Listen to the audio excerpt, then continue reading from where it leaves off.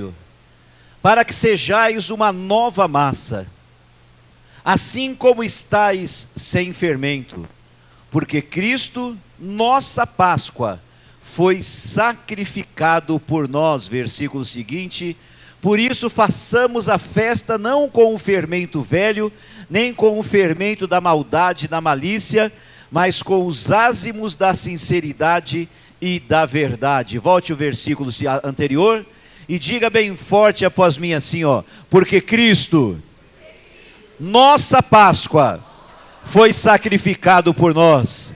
Mais forte diga: porque Cristo, a nossa Páscoa, foi sacrificado por nós. Fala conosco agora pela tua palavra, Senhor. Usa este teu servo e fala no coração da tua igreja, em nome de Jesus. Amém e amém. Você pode, antes de se assentar, me ajudar a honrar Jesus, dando para ele uma linda salva de palmas? Faz isso. Aplaude, glorifica o Senhor, exalta o nome do Rei do Salvador Jesus Cristo. Então se assenta, olhe atentamente para o pastor.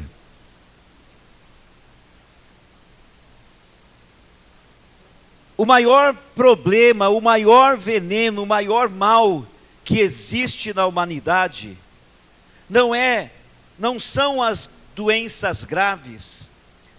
Eu conheço pessoas, por exemplo, que quando vai falar sobre o câncer, não gostam nem de pronunciar a palavra, tamanho medo que as pessoas têm diante da gravidade e da seriedade de uma enfermidade como esta. E as pessoas também, elas têm medo da morte.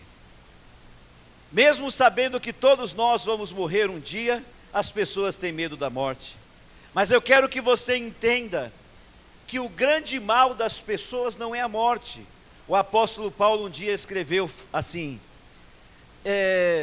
eu estou em dúvida, eu não sei se eu prefiro morrer ou se eu prefiro ficar vivo. E o Paulo disse: porque melhor na verdade é morrer, porque morrendo eu vou estar com Cristo. Você pode dizer um glória a Deus? Quem crê que vai estar com Cristo aqui depois que acabar a vida? Então a gente não tem que ter medo e preocupação com a morte. O Paulo dizia: eu acho que é melhor morrer, porque se eu morrer eu vou estar com Cristo, mas eu prefiro ficar vivo para que eu possa pregar o Evangelho e levar alguns à salvação. Mas veja que ele não tinha medo da morte, porque a morte, ainda que se apresente como algo muito difícil e ruim, ela não é um problema para quem tem Jesus Cristo no coração, e só quem tem Jesus no coração, diga um glória a Deus bem forte.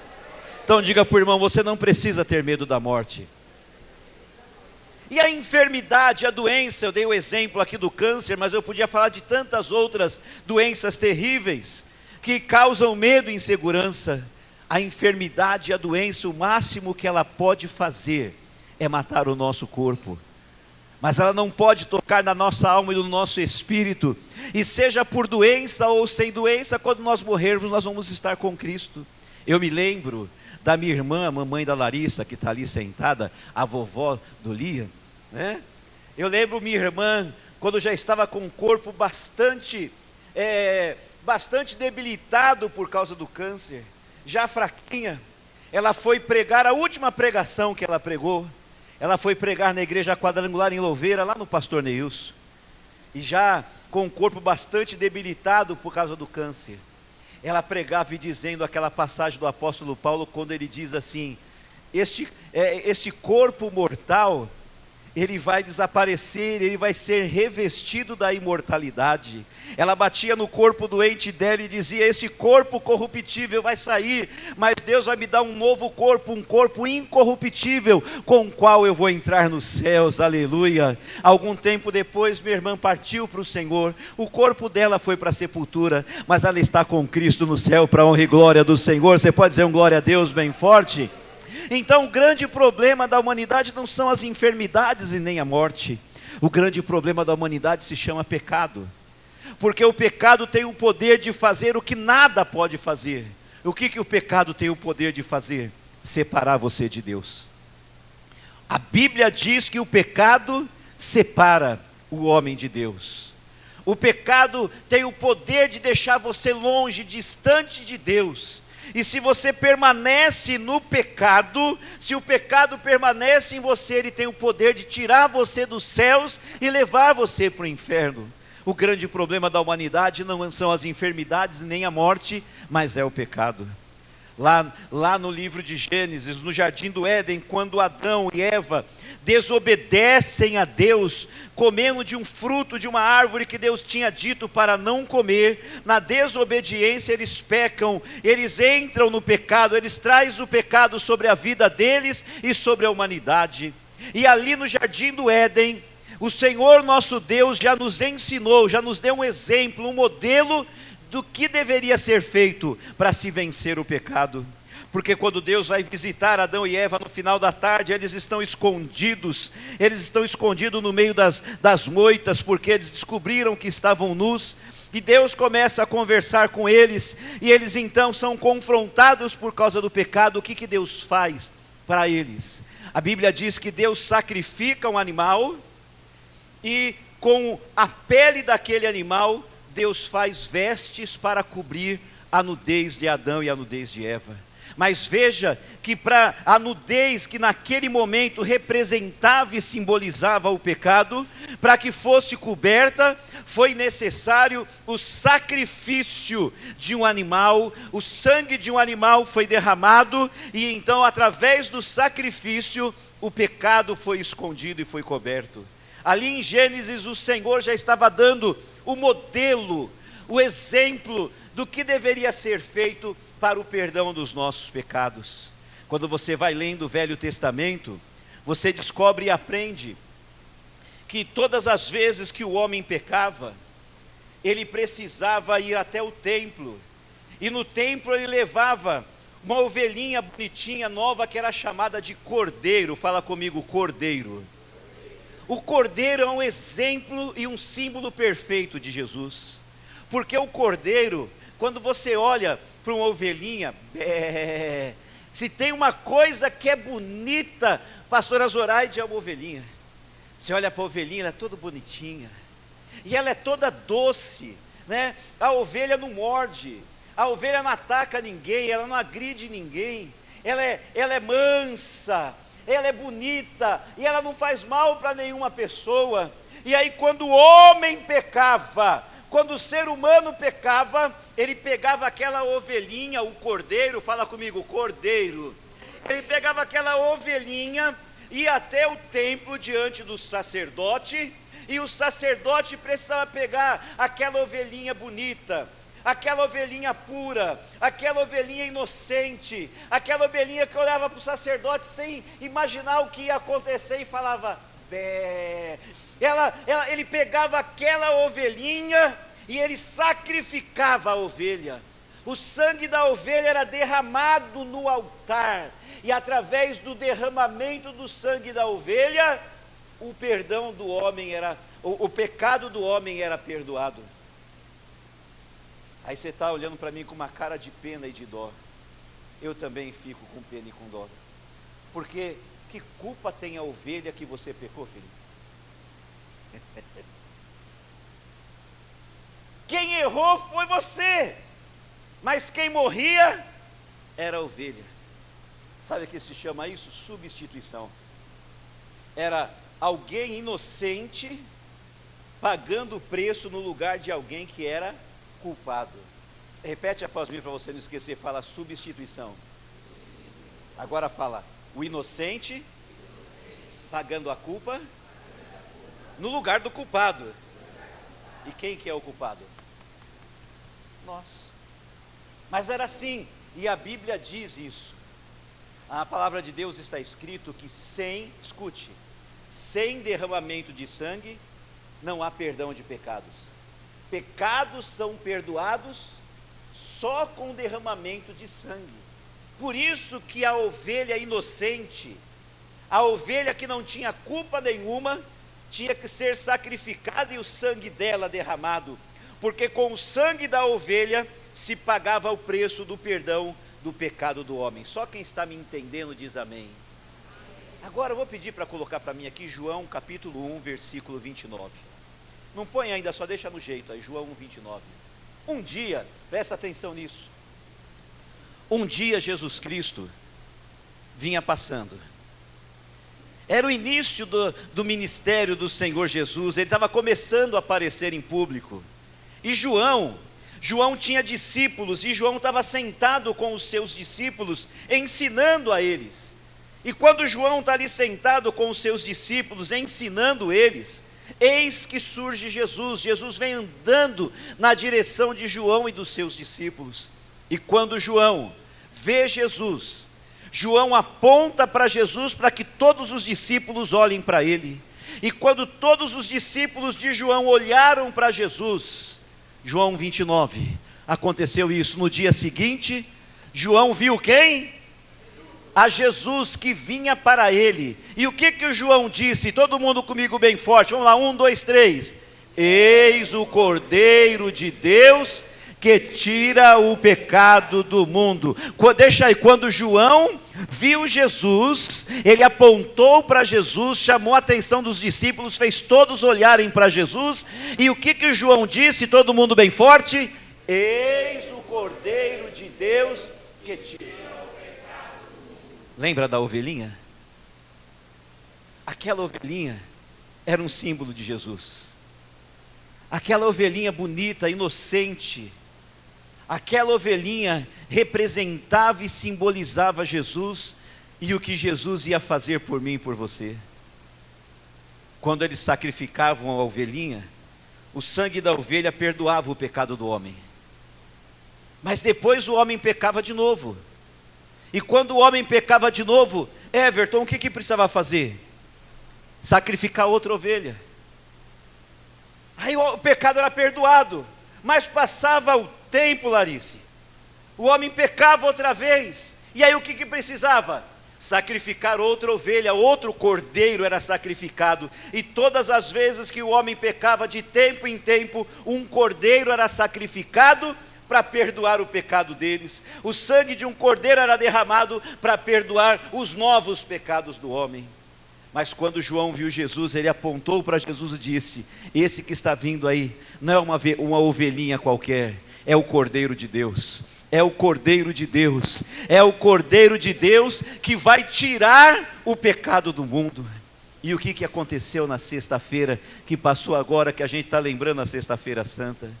O Cordeiro de Deus, Cristo, como a ovelha lá do Velho Testamento, Cristo, o Cordeiro de Deus, foi levado para o altar da cruz. A ovelhinha era sacrificada no altar do templo, mas o Cordeiro de Deus, Jesus Cristo, foi levado para o altar da cruz, e lá na cruz do Calvário, o Cordeiro de Deus foi sacrificado. Lá na cruz do Calvário, no altar da cruz, o sangue de Jesus Cristo, o Cordeiro de Deus, foi derramado. E quando o sangue de Jesus Cristo, o Cordeiro de Deus, foi derramado, os nossos pecados foram perdoados. Você pode levantar a mão e dizer: obrigado, Jesus.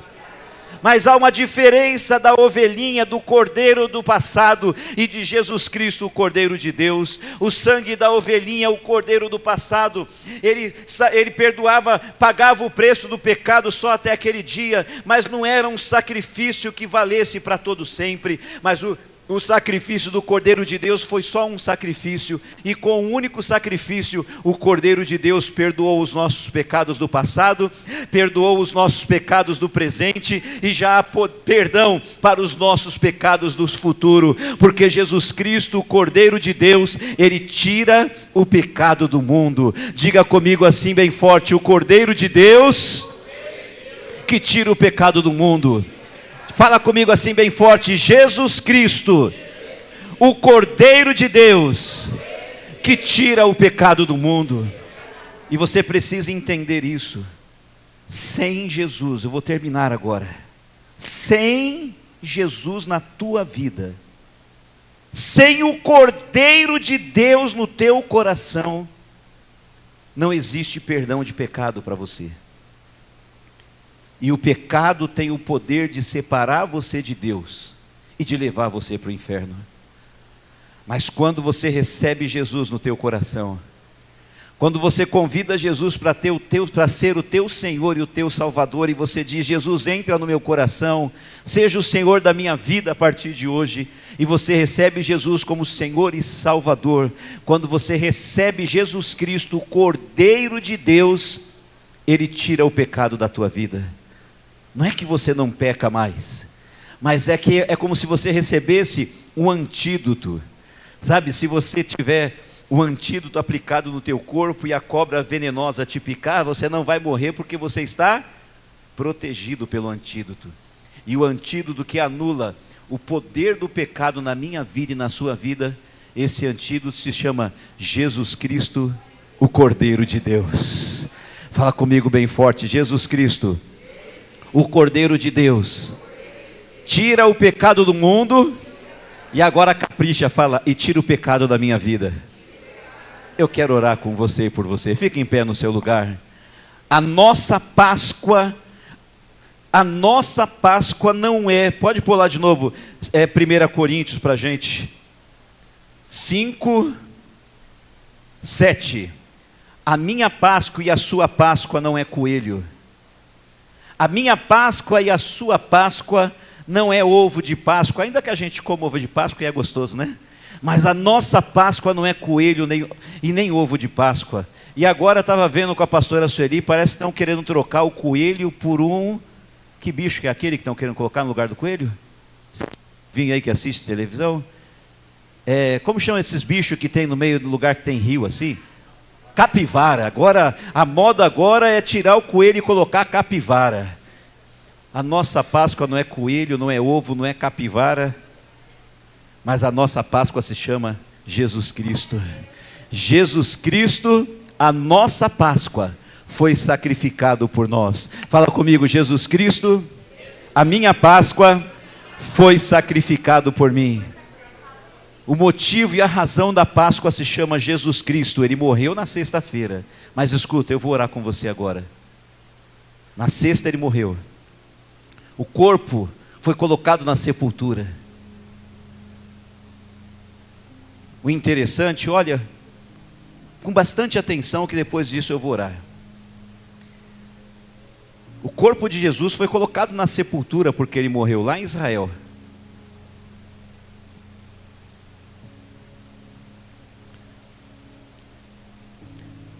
E é interessante que você pode viajar pelo mundo e visitar a sepultura dos grandes líderes religiosos. Você pode, por exemplo, ir lá na França, visitar o túmulo de Allan Kardec. Aí você chega lá no cemitério, tem uma sepultura bonita, porque é um ponto turístico, e lá tem uma placa, Luiz, escrito aqui, em um monte de línguas: aqui jaz Allan Kardec. Você pode ir lá na China e visitar o sepulcro de Confúcio, um grande líder religioso. Aí você chega lá, tem uma sepultura bonita, porque é um ponto turístico, pessoas do mundo inteiro visitam. E lá tem uma placa escrita: aqui jaz Confúcio. Me perdoe o lapso de memória, que agora não vou me lembrar exatamente onde está, mas em algum lugar no Oriente você pode visitar a sepultura de Maomé. E você chega lá, tem uma placa, num lugar muito bonito, bem visitado por pessoas do mundo inteiro: aqui jaz Maomé. Mas eu fui lá em Israel, eu fui na sepultura de Jesus, e quando eu cheguei na sepultura de Jesus, ela estava aberta. Eu entrei lá dentro da sepultura, e assim como em todas as outras, que eu citei, e tantos outros que existem, a sepultura de Jesus também é visitada por homens e mulheres do mundo inteiro. E lá na porta também tem uma placa escrita em várias línguas diferentes, mas diferente do que está escrito na sepultura de todos os outros líderes religiosos, que está escrito: aqui jaz.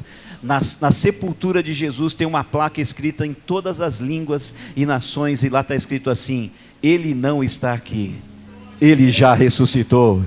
Ele não está aqui, Ele já ressuscitou, não tem jaz Jesus, não, ele não está lá, o corpo dele não ficou na sepultura. Entenda, a morte não teve poder de segurar Jesus. Ele morreu na cruz. Pastor Rildo pôs lá na porta quando você entrou. Ele morreu na cruz por quem? Quem que você viu lá na placa do Pastor Rildo? Você viu a sua imagem. Ele morreu por mim, por você, ele morreu por nós, mas no domingo ele ressuscitou. E entenda uma coisa, não foram os pregos que mantiveram Jesus na cruz, porque prego não tem poder de manter um Deus na cruz. Não foram soldados que prenderam Jesus na cruz, porque soldados não têm poder de prender um Deus. O que manteve Jesus Cristo na cruz foi o amor dele por mim e por você, e o desejo dele de salvar as nossas vidas, nos tirar das garras do inferno e nos levar para os céus. Por isso nós temos que ser gratos a Jesus e entregar a nossa vida e o nosso coração a Ele, e servir a Ele com toda a alegria e com toda a força do nosso coração. Então põe a mão no teu coração, fecha os teus olhos. Você que já